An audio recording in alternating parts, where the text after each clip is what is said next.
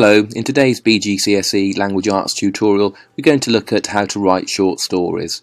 We've already looked at descriptive writing, how to use language effectively to engage a reader, so we're not going to be focusing on that particularly today. We're going to be looking at how to plan a short story, how to think about the structure, how to give yourself the opportunity to create the best story that you can. So our aim, quite simply today, is to learn how to write effective short stories. Now there are a number of things that you have to do before you can write an effective short story. Planning is obviously an important part of short story writing, but there's something that you need to do before you begin to plan. And that is, you need to explore the ideas that you're going to be writing about in your short story. You need to try to be as imaginative as you can, to think of ideas that are going to entertain your reader. And that's the second thing, really, thinking about how your reader is going to want to continue reading what you've written. How are you going to engage them? Have you got some sort of twist in your plot which is going to be led to in the early part of the story?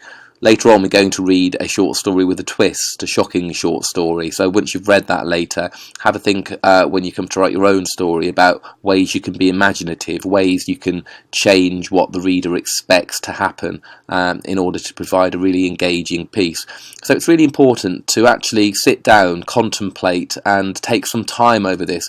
You can do it in whichever way suits you best. You can scribble some things down on a piece of paper, you can close your eyes, you could draw some characters, you can do whatever you like, but you need to try to work through some ideas in your head and come up with something that's really going to engage and grip your reader. And that can take some time, because sometimes you may not be in the right mood to be able to think of these ideas. But once you do have an idea, then of course it is time to start planning, to gather together your ideas and to organise yourself so that you can actually create an effective story, an effective narrative for a reader. So let's look then at first things first. So the very first thing that you need to do is decide on what the task is. You need to know exactly what you're trying to achieve.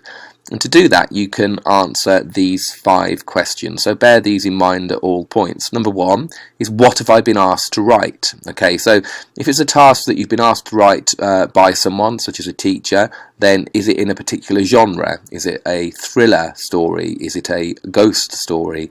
Have you been given a genre, or can you choose any genre that you like?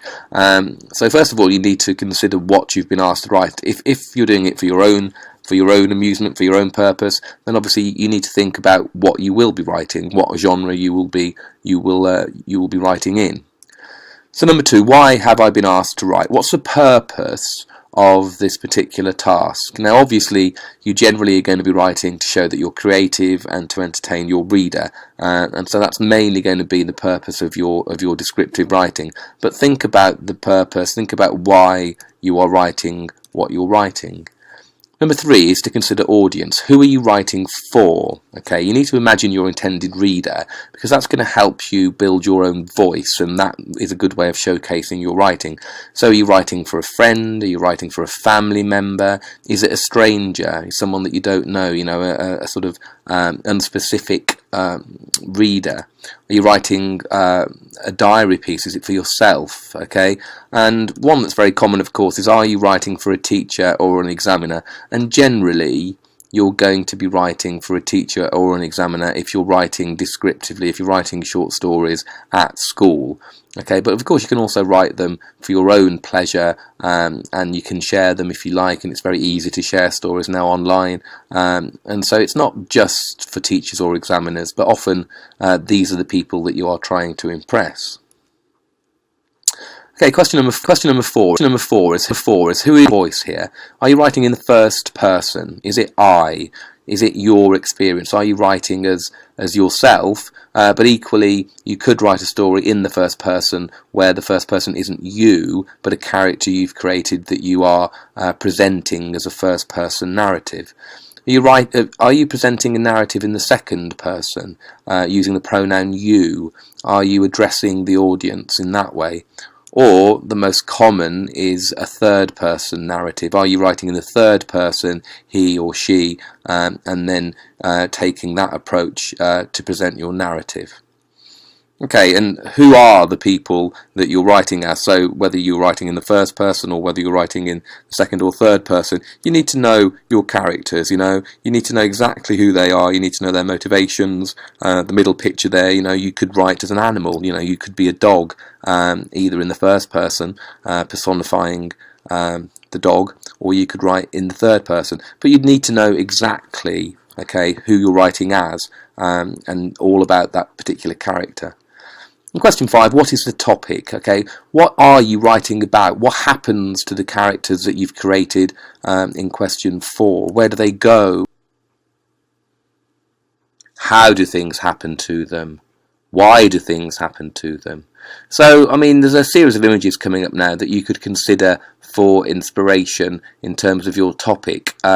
Later on, you will be asked to write a short story at the end of this presentation, so perhaps some of the images that are coming up now may be the inspiration for the setting of your story, so that you can think about what happens in this particular location.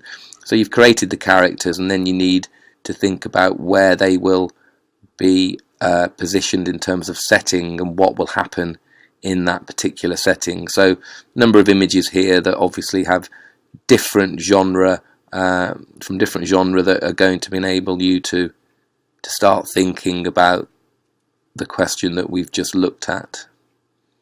An empty suitcase there on the side of a road, what might that mean?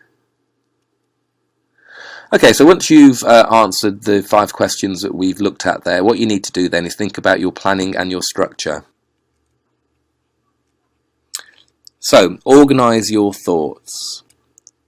If you're still undecided on a topic, then there's a plan that follows that could help you decide on what you want to focus on. And if you've already started or writing or drafting a story, the plan can help you make sure that you are addressing the most important things. So it's about organisation now. So first of all, your story needs a structure. It needs a beginning, and obviously an interesting introduction is crucial for any story. It needs then to be developed. A storyline needs to be built up, so you need to have some events happening that lead up to a crisis, which is always going to be an interesting situation. It's going to be the turning point in the story. And then generally you will end with a resolution. The crisis that has happened will be resolved one way or another. It could be a positive resolution, could be a negative resolution, but things will be sorted out one way or another, in either a happy or a not so happy way. So it's important to consider your structure when you're planning. Now, your story needs characters, as we've already discussed. It's important that they're believable and interesting. Generally, I wouldn't want to write about any more than 2 or 3 characters, because any more than that tend just to be names that people don't get to know. If you're a very skilled writer, you can create many more characters than that, and the story we'll read at the end of this presentation does have more than 2 or 3 characters, but I'd advise at this stage just to focus on 2 or 3 main characters. And you really need to get under the skin of the characters. You need to know everything about them, what they look like, what they say, how they say it, how they behave, how they feel. Now, effective characterization means that authors know the insides and outsides of their characters. So consider things such as, if they walked into a coffee bar, what would they buy? Okay, would they buy a cafe latte? Would they buy a cappuccino? Are they a hot chocolate person? If they went into a bar, what drink would they order? What's their favourite food? Okay, that kind of thing. If you know your characters really, really well, and you know what they do in any certain situation, then obviously you're going to be writing more authentically. You're going to be writing about characters that people can believe in. So the better you know your characters, the better your story will be.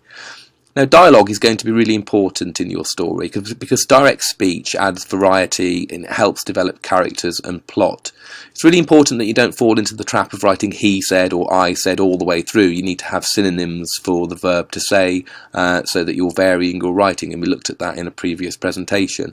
And the one thing about dialogue is that you can show that you can understand punctuation. You can show that your punctuation is hopefully good.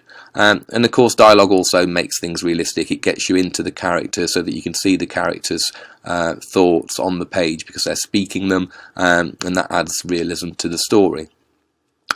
And then what we finally need to do is to remind you of how to use language effectively when you're writing short stories. Of course, you need to be descriptive. You need to use lots of adjectives and lots of adverbs to help add description to your story, and you need to use powerful nouns and verbs as much as you can.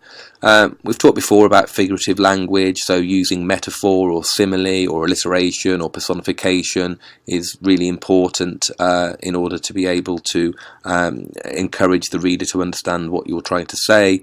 And it's a good idea to use interesting connectives to link ideas and link paragraphs together. The most important thing of all is that you vary the length of your sentences, because good writers who are in control of their material vary sentence lengths. They sometimes use short sentences for suspense, long sentences add more detail, and combinations of simple, compound and complex sentences can be really effective, with the complex sentences containing subordinate clauses which are going to really add that detail that you need for this type of writing. So let's move on to our task then. You're going to read a short story called The Lottery by Shirley Jackson, which will be made available to you in PDF form. What I'd like you to do is to read the story and then answer the questions that appear at the bottom of the PDF. There are a number of questions there that are quite detailed, and what that will do, answering the questions, will give you insights into how the author here, Shirley Jackson, has structured the story and used characters, and particularly used direct speech effectively in order to present the story to the audience and actually shock the audience. And once you've read the story and you know the ending, you can see that this is foreshadowed in the first few paragraphs where she's setting up the scene, and the interpretation of that is different once you know what happens at the end of the story. So it's a very effective short story. So I'd like you to read through it perhaps a couple of times, answer the questions, consider structure, consider how Jackson has crafted this piece to be the effective short story that it is. Then once you've done that, what you need to then do is to plan and write your own shocking short story. So I'd like you to write something in the same genre as this, which is kind of horrific really, but not in a sort of ghost story or kind of gory way, but some kind of shocking story that's going to shock the audience. What you need to do is go back over the presentation, remember to plan in the way that we have advised, and to create your characters and to think about how you're going to populate the story and what the point of the story is, so that you're clear before you begin writing where you're going with your story. Okay, well that's the end of the presentation here. The task today is a fairly long one, so it should take you probably at least a couple of hours, if not longer, to complete, but hopefully you'll find that a rewarding experience. If you need any more help, then you can always email info@thestudentshed.com. Okay, thanks a lot. Bye-bye.